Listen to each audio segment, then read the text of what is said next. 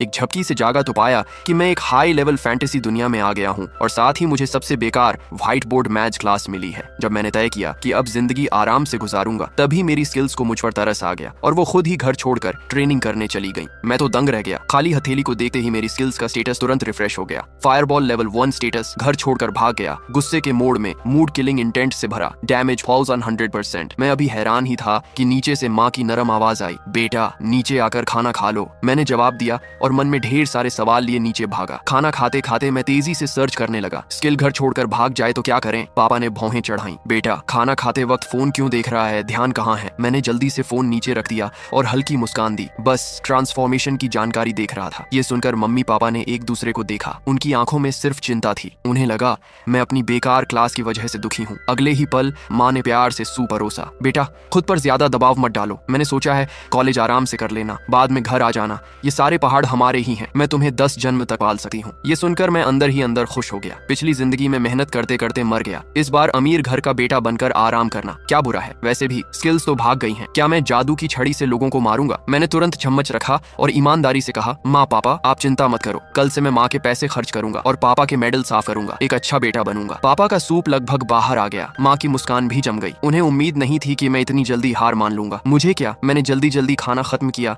और ऊपर भाग गया। मैं खा चुका, आप लोग आराम से खाओ, मुझे अपनी भागी हुई स्किल ढूंढनी है। मेरे जाते ही पापा ने गहरी सांस ली। इसका रवैया बहुत आलसी हो गया है, सब तुम्हारी वजह से। माँ तुरंत भड़क गई, मुझ पर मत डालो, किसने ट्रेनिंग की लकड़ी की तलवार बदलकर स्पंज की बना दी थी? पापा तुरंत शांत हो गए, मैं तो बस उसका ख्याल रख रहा था। माँ ने आह भरी, उसमें एलिमेंटल टैलेंट नहीं है, हाई लेवल स्किल सीखना मुश्किल है, रहने दो, बस खुश रहे। लेकिन पापा गंभीर हो गए, हमारा परिवार बड़ा है, दुश्मन भी बहुत हैं, अगर हमें कुछ हो गया तो वो कुछ भी नहीं बचा पाएगा। माँ चुप हो गई, तो क्या करें? पापा ने सिगार बुझाया और कहा, हम दोनों की जेनेटिक्स अच्छी है, ये बस एक एक्सीडेंट है, एक और बच्चा ट्राई करते हैं। दूसरी तरफ मैं कमरे में दरवाजा बंद कर बिस्तर पर गिरा और स्क्रीन देखने लगा। तभी नोटिफिकेशन आया, आपकी फायरबॉल स्किल 1-3 लेवल के मैदान ग्रीन प्रेयरी में पहुंच गई है। फायरबॉल ने मजाक उड़ाया, बस इतना ही? मजाक है क्या? उसने हमला किया, किल सफल, XP +5। फायरबॉल नाराज हुई, इतने कमजोर दुश्मन मेरी बेइज्जती है, मैं 10 को मारूंगा। मैं सोच में पड़ गया, स्किल्स खुद लड़ रही हैं, खुद सोच रही हैं, दूसरे लोग जान जोखिम में डालकर लड़ते हैं और मैं घर बैठे XP पा रहा हूँ। मैं खुश होकर लेट गया। तभी नोटिफिकेशन आया, फायरबॉल 15 भेड़ियों से घिर गई है। मैं घबरा गया, अरे भाग जा। लेकिन फायरबॉल बहुत उत्साहित थी, एक एक मारना टाइम वेस्ट है। उसने खुद को अपग्रेड किया, बधाई हो, नई स्किल मल्टीपल एक्सप्लोसिव फायरबॉल। धमाका, 15 भेड़िए मारे गए, XP +75। मैं उछल पड़ा, ये तो कमाल हो गया। मैंने सोचा अगर मैं पानी की स्किल सीखूं तो क्या वो खुद सुनामी बन जाएगी? अगर मिट्टी की तो क्या वो खुद अटूट रक्षा बन जाएगी? इस तरह तो मैं बिना मेहनत के भगवान बन जाऊंगा। मैं हंसते हुए सो गया। चलो स्किल काम कर रही है, मैं सोता हूँ। सुबह उठकर देखा लेवल 3, 25% XP, नई स्किल लेवल 3। मैं हैरान रह गया, सच में लेवल 3? दूसरे लोग दिन रात मेहनत करके पहुंचते हैं और मैं सोकर। यही तो फुल ऑटो ग्राइंडिंग का असली मजा है क्या? मैंने तुरंत स्किल पैनल देखा, फायरबॉल की स्थिति, दोपहर की नींद में जोर जोर से खर्राटे लेते हुए, पिछली रात की रिपोर्ट, किल काउंट 2 AU स्थान 58, मैसेज, बाप को थका दिया, जल्दी कुछ फायर एलिमेंट वाला खाना दो, नहीं तो हड़ताल। तभी नीचे से माँ की नरम आवाज आई, बेटा नीचे आकर नाश्ता कर लो। मैं फुर्ती से बिस्तर से उठा, गुनगुनाते हुए नीचे गया। लिविंग रूम में माँ पापा पहले से बैठे थे। गुड मॉर्निंग माँ पापा।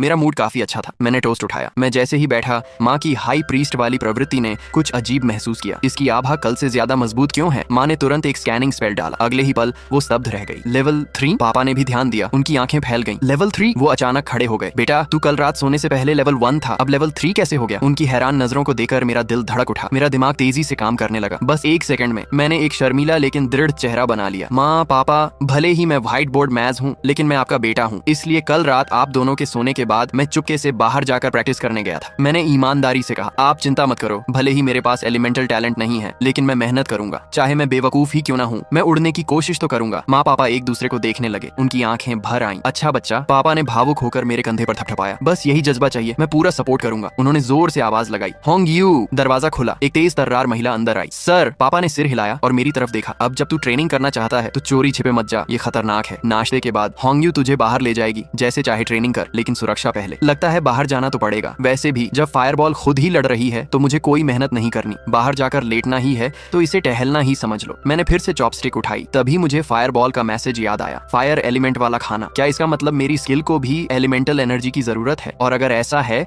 तो लड़ाई में मुझे अपनी मानसिक शक्ति खर्च नहीं करनी पड़ेगी। मैंने माँ की तरफ देखा। माँ, आज नाश्ते में कुछ फायर एलिमेंट वाला है, जैसे फ्लेम फ्रूट या रेड रॉक बीस्ट मीट? माँ मुस्कुराई, हाँ बिल्कुल है। उन्होंने तुरंत नौकर को आदेश दिया, जल्दी से लावा रेड हार्ट फ्रूट लाओ और कल आए फ्लेम राइनो का मीट भी बनवाओ। 10 मिनट बाद महंगे खाने की प्लेटें मेरे सामने थीं। उनसे निकलती फायर एलिमेंट की ऊर्जा इतनी तेज थी कि पास खड़ी ये होंग यू भी हैरान हो गई। मैंने एक छोटा टमाटर जैसा फल उठाकर खा लिया। गर्म ऊर्जा पूरे शरीर में फैल गई। उसी समय मेरी फायरबॉल स्किल सक्रिय हो गई।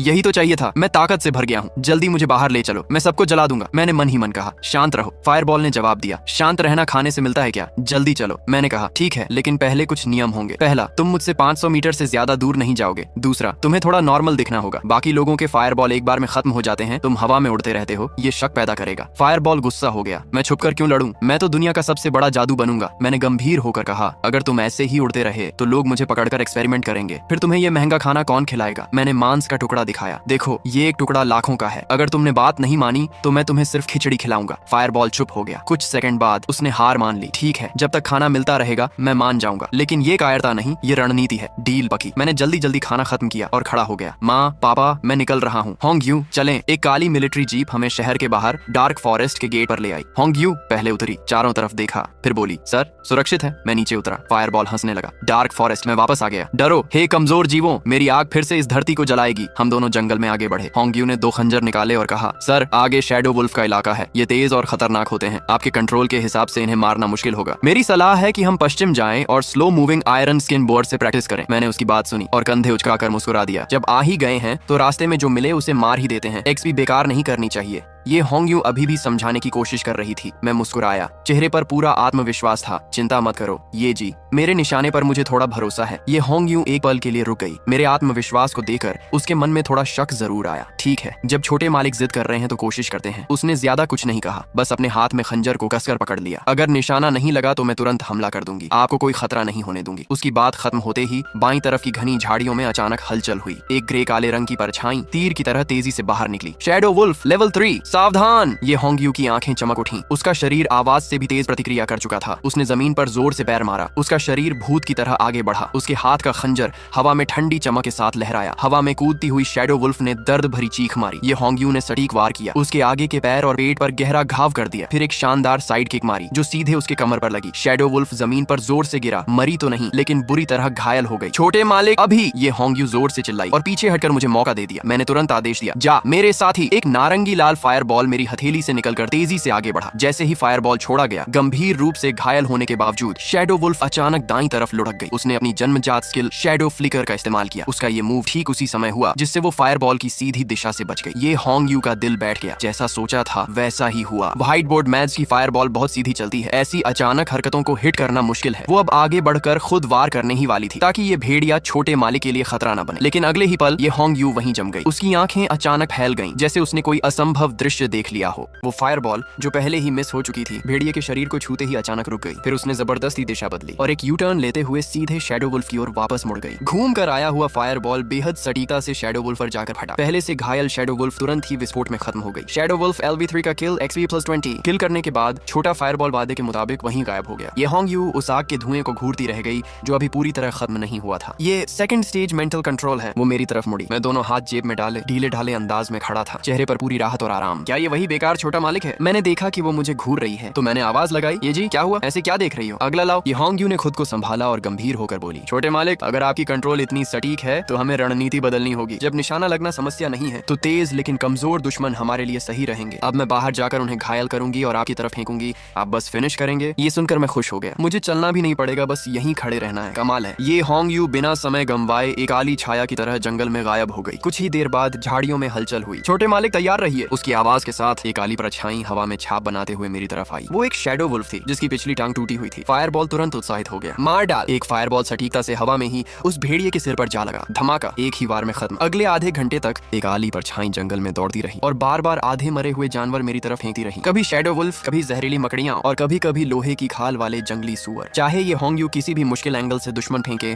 फायर बॉल हमेशा पहले पहुंचता और टारगेट को जमीन पर गिरने से पहले ही खत्म कर देता। समय बीता गया और अचानक मेरे शरीर से एक सुनहरी रोशनी निकली। बधाई हो, आपका लेवल LV5 हो गया है। आपकी फायर बॉल स्किल ने पूरे दिन की लड़ाई के बाद अपना स्तर LV5 तक बढ़ा लिया है। तभी ये होंग्यू भी जंगल से बाहर आई। पूरा दिन लड़ने के बाद वो भी थक चुकी थी। छोटे मालिक बधाई हो, उसने ईमानदारी से कहा। दूसरे ही दिन LV5 पहुंचना बहुत तेज प्रोग्रेस है। मैंने फोन बंद किया, उठकर खड़ा हुआ और कहा, असल में सारा क्रेडिट आपका है। ये होंग्यू बोली, छोटे मालिक अभी कमांडर का मैसेज आया है, उन्होंने आपके लिए एक रैंडम डंजन स्क्रॉल तैयार किया है। डंजन में XP ज्यादा मिलती है। चलते हैं, पहले वो ले आते हैं और खाना भी खा लेते हैं। जियांगहाई सिटी, मु परिवार का विला। एक काली SUV गेट के अंदर आई और फव्वारे के पास रुक गई। दरवाजा खुला। मैं अंगड़ाई लेते हुए नीचे उतरा। पीछे ये होंग यू अभी भी सतर्क खड़ी थी, भले ही ये पूरी तरह सुरक्षित जगह थी। हॉल में माँ पहले से इंतजार कर रही थी। मुझे देखते ही उसका चेहरा खिल उठा। वो जल्दी से आई और मेरा हाथ पकड़कर देखने लगी। थक तो नहीं गए? कहीं चोट तो नहीं लगी? मैं मुस्कुराया। माँ, मैं सिर्फ ट्रेनिंग के लिए गया था, युद्ध लड़ने नहीं। और ये जी साथ थी, मैं पूरी तरह सुरक्षित था। माँ ने संतोष से सिर हिलाया और मुझे डाइनिंग रूम में ले गई। टेबल पर तरह तरह के व्यंजन सजे थे। आज के सारे खाने लाल रंग के थे। स्पाइसी ड्रैगन मीट, लावा सलाद, फ्लेम राइनो सूप और पूरा रोस्टेड ब्रेड। पूरा कमरा गर्म और तेज सुगंध से भरा था। सिर्फ खुशबू से ही गला जलने जैसा लग रहा था। पापा पहले से बैठे थे। मुझे देखकर बोले, आओ बेटा यहाँ बैठो। जैसे ही मैं बैठा, फायरबॉल चिल्लाने लगा, खाओ जल्दी खाओ, वो ड्रैगन मीट मुझे चाहिए। मैंने चॉपस्टिक उठाई और आराम से खाना शुरू किया। फायरबॉल चिल्लाया, इतना धीरे क्यों खा रहे हो? मैं आग हूँ, मुझे गर्मी से क्या डर। मैंने उसे नजरअंदाज किया और आराम से खाना खाता रहा। जैसे जैसे खाना अंदर गया, मैंने महसूस किया कि फायर एलिमेंट की ऊर्जा फायरबॉल को और मजबूत बना रही है। माँ ने ये होंग यू की तरफ देखकर कहा, आज तुमने बहुत मेहनत की। मैंने देखा मेरा बेटा LV5 पहुंच गया है। उसने एक गोल्ड कार्ड निकाल कर उसे दिया। ये मेरी शॉप का VIP कार्ड है, तुम नया इक्विपमेंट ले लेना। लेकिन ये होंग यू ने मना कर दिया। ये मेरा कर्तव्य है, मैं इसे नहीं ले सकती। पापा ने सख्ती से कहा, ले लो, ये आदेश है। और हमारे घर का सैनिक अगर कमजोर दिखे तो ये मेरी बेइज्जती है। ये होंग यू ने दोनों हाथों से गोल्ड कार्ड लिया और सावधानी से रख लिया। फिर उसने गहरी सांस ली। चेहरा थोड़ा गंभीर हो गया। असल में मैडम, आपने एक बात गलत समझी है। आज छोटे मालिक इतनी जल्दी लेवल अप हुए, इसका मुख्य कारण उनकी अपनी क्षमता है। अगर उनके पास वो अद्भुत कंट्रोल न होता तो चाहे मैं कितने भी दुश्मन खींच लाती, इतनी तेजी से लेवल अप होना संभव नहीं था। उसकी बात खत्म होते ही डाइनिंग रूम कुछ सेकंड के लिए शांत हो गया। मुंह तियानबा और सुवान ने एक दूसरे को देखा, जैसे उन्हें यकीन ही नहीं हो रहा हो। एक व्हाइट बोर्ड मैच इतना मजबूत? सुवान ने गंभीर होकर कहा, होंग यू, मुझे पता है तुम वफादार हो और छोटे मालिक की तारीफ करना चाहती हो, लेकिन हमें सच्चाई ही बोलनी चाहिए। ये होंग यू ने गहरी सांस ली और दृढ़ आवाज में कहा, सर मैडम, मैं बिल्कुल भी बड़ा चढ़ाकर नहीं कह रही। छोटे मालिक वो सबसे प्रतिभाशाली मैच हैं जिन्हें मैंने कभी देखा या सुना है। मुंह तियानबा ने चॉपस्टिक नीचे रखी। चेहरा गंभीर हो गया। होंग यू, ठीक से बताओ। ये होंग यू ने जवाब नहीं दिया, बल्कि जेब से फोन निकाला। बातों से साबित नहीं होगा। ये आज दोपहर का वीडियो है, आप खुद देखिए। वीडियो सिर्फ कुछ सेकंड का था। देखते ही सुवान ने अपना मुंह ढक लिया। आंखें तुरंत भर आईं। ये सच में मेरा बेटा है? बिना एलिमेंटल टैलेंट के इतना सटीक कंट्रोल, ये कितनी बड़ी प्रतिभा है। मुंह तियानबा ने जोर से अपनी जांघ थपथपाई। उत्साहित होकर बोला, मैं तो कह रहा था मेरा बेटा कैसे बेकार हो सकता है। दोनों पति पत्नी ने एक दूसरे को देखा। उनकी आंखों में खुशी साफ दिख रही थी। पहले वो सोच रहे थे कि एग्जाम के दिन बेटे को छुपा कर रखें ताकि लोग मजाक न उड़ाएं। लेकिन अब सुवान ने तुरंत मुद्दे पर आते हुए कहा, बेटा, जल्द ही तुम्हारी बड़ी परीक्षा है। अगर तुम्हें टॉप यूनिवर्सिटी में जाना है तो कम से कम लेवल 10 तक पहुंचना होगा और दूसरा स्किल सीखना भी जरूरी है। उसने ये होंग यू की तरफ देखा। अगले 2 दिन तुम उसे पूरी तरह ट्रेन करो, एग्जाम से पहले इसे लेवल 10 तक पहुंचाना है। जी मैडम, ये होंग यू ने सीधा खड़े होकर जवाब दिया। उसकी आंखों में भी जोश था। मैंने सिर हिलाया। ठीक है, मैं मेहनत करूंगा। सुवान खुश हो गई। अब दूसरे स्किल के बारे में सोचो। तुम्हारा फायरबॉल भले ही सटीक है, लेकिन मैच कमजोर होता है। अगर कोई पास आ जाए या दूर से हमला करे तो खतरा रहता है। इसलिए तुम्हारे पापा का सुझाव है, टेर्रा शील्ड सीखो। ये बेसिक स्किल में सबसे मजबूत डिफेंस है। इसे सीखोगे तो तुम्हारे पास एक अतिरिक्त सुरक्षा होगी। सुवान ने भी सिर हिलाया। हाँ, इस बार तुम्हारे पापा सही कह रहे हैं। पहले खुद की सुरक्षा जरूरी है। मैंने ठुड्डी पकड़ी और सोच में पड़ गया। दूसरा स्किल? मुंह तियानबा ने कहा, फैसला तुम्हारा है, मैंने सिर्फ सुझाव दिया। लेकिन अब जब लक्ष्य तय है तो ट्रेनिंग रुकनी नहीं चाहिए। उसने हाथ घुमाया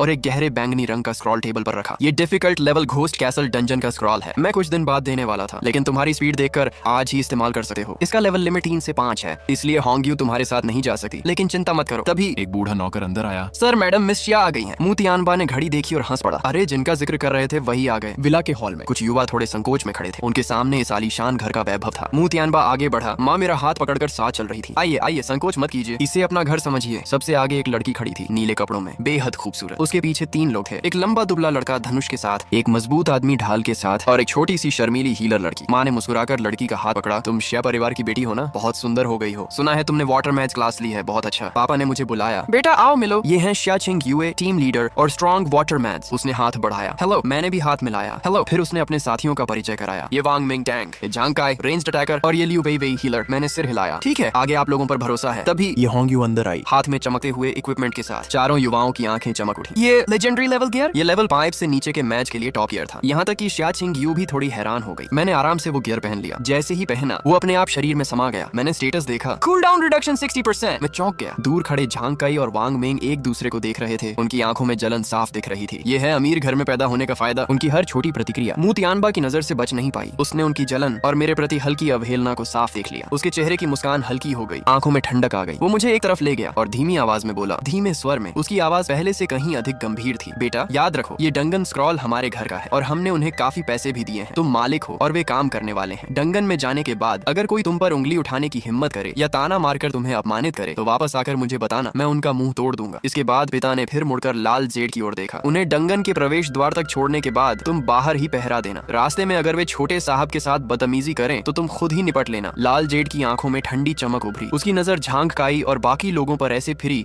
जैसे हड्डियों उंगलियों तक काट रही हो। झांग काई और वांग मेंग को ऐसा लगा जैसे उनकी गर्दन पर ठंडी हवा चल गई हो। यहाँ तक कि शिया छिंगयुए भी थोड़ी गंभीर हो गई। बस करो दीदी, लोगों को मत डराओ, मैंने हाथ हिलाकर कहा और सबसे पहले बाहर की ओर चल पड़ा। चलो साथियों, समय बर्बाद मत करो। गाड़ी धीरे धीरे चल पड़ी और रात के अंधेरे जंगल की ओर बढ़ने लगी। कार के अंदर का माहौल थोड़ा भारी था। झांग काई शायद माहौल हल्का करना चाहता था। उसने हल्की खांसी की और मेरी तरफ एक बनावटी मुस्कान के साथ बोला, मुंह साहब, इस बार हम जिस डंगन में जा रहे हैं वो कठिन सर का है। अंदर के मॉन्स्टर बहुत खतरनाक होते हैं, बाहर के बेवकूफ जंगली मॉन्स्टर जैसे नहीं। हम चारों काफी समय से साथ काम कर रहे हैं, हमारी रणनीति काफी सटीक है। आप तो बस मेरा मतलब है एक सर्वगुण संपन्न जादूगर हैं। आपका निशाना थोड़ा कमजोर हो सकता है जिससे हमारी लय बिगड़ सकती है। यह कहते हुए वह थोड़ा रुका, फिर आगे बोला, इसलिए अंदर जाने के बाद आप पीछे ही खड़े रहना। ऐसे जोखिम भरे काम हमें करने दीजिए। आप इसे एक यात्रा की तरह समझिए। चाहे आप कुछ न करें तब भी यह टीम के लिए सबसे बड़ा योगदान होगा। जैसे ही उसने यह कहा, कार के अंदर का माहौल अचानक जम गया। मैंने अभी कुछ कहा भी नहीं था कि तेज रफ्तार से चल रही गाड़ी ने अचानक ब्रेक लगा दिया। जोरदार झटके से झांग काई आगे की ओर उछल पड़ा और उसका चेहरा सामने की सीट से जा टकराया। वह अपनी नाक पकड़कर दर्द से चिल्लाया। अभी वह शिकायत करने ही वाला था कि उसने सिर उठाया